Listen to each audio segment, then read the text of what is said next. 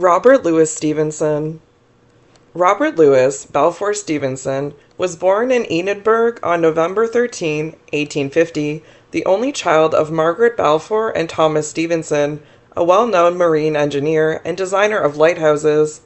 His family was part of the respectable Scottish middle classes, a membership that would both benefit Stevenson.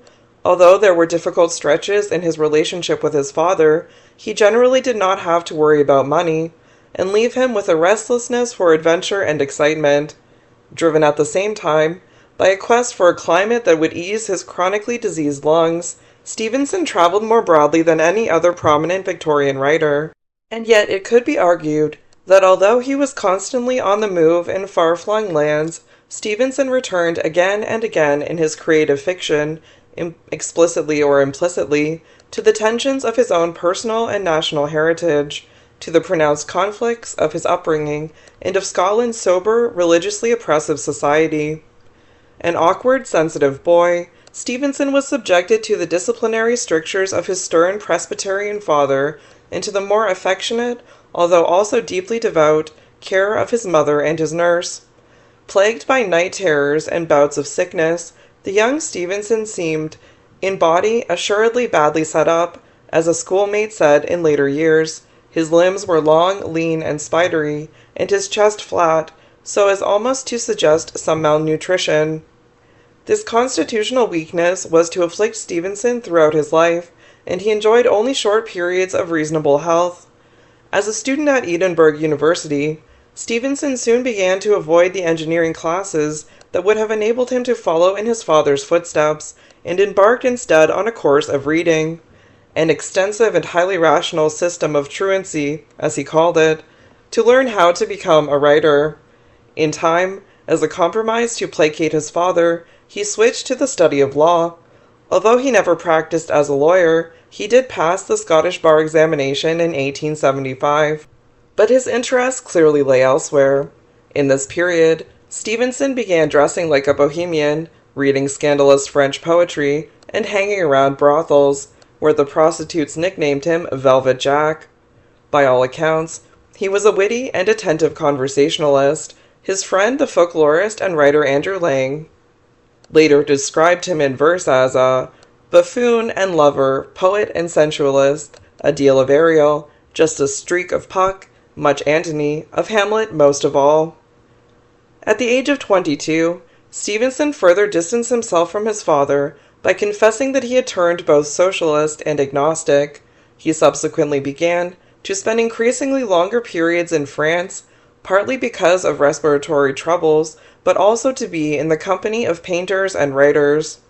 Back in Britain, he developed important and useful friendships with artistic and literary figures, including Sidney Colvin, a professor of art, and the poet and editor W.E. Henley. With their support, Stevenson started to publish essays and books of travel writing. As if to complete his breach with bourgeois Scottish respectability, Stevenson then fell in love with Fanny Osborne, an American woman 10 years his senior, who was estranged from her husband but not yet divorced. In 1879, Stevenson's global wanderings began in earnest, starting with a trip to California to marry the newly divorced Fanny. Despite constant travel and recurrent illness, Stevenson found the time and energy to write. Treasure Island, begun as an amusement for his stepson, was his first popular success. Serialized in 1881 and published in book form in 1883, the story of the cabin boy Jim Hawkins' adventures includes a covert portrait of Stevenson's one-legged friend Henley in the figure of the pirate Long John Silver. Soon thereafter, he published another children's classic, A Child's Garden of Verses, 1885, a collection of poems dedicated to his former nurse. In the years to come, Stevenson worked in numerous genres, including short fiction, swashbuckling romances, historical adventures, Kidnapped, 1886, a story set in Scotland just after the Jacobite Rebellion of 1745, and its sequel, Catriona, 1893, and more Gothic undertakings, such as the bleak and brooding novel The Master of Ballantrae, 1889. The work that first established Stevenson's critical reputation, however, was a horror story that prefigured the master of Ballantrae's fascination with the darker side of human nature and reflected his long-standing interest in the idea of a double life. The Strange Case of Dr. Jekyll and Mr. Hyde, written in 1885 and published the following year. The novella rapidly became a bestseller in both Britain and America, and like Mary Shelley's Frankenstein of 1818, to which Jekyll and Hyde pays homage at various moments, and Bram Stoker's Dracula, 1897, the story has enjoyed a continuous and lively presence in popular culture up to the present day. Yet our familiarity with the outline of the tale may not prepare us for the psychological and ethical complexity of the original. Certainly the novelist's friends found Jekyll and Hyde genuinely unnerving.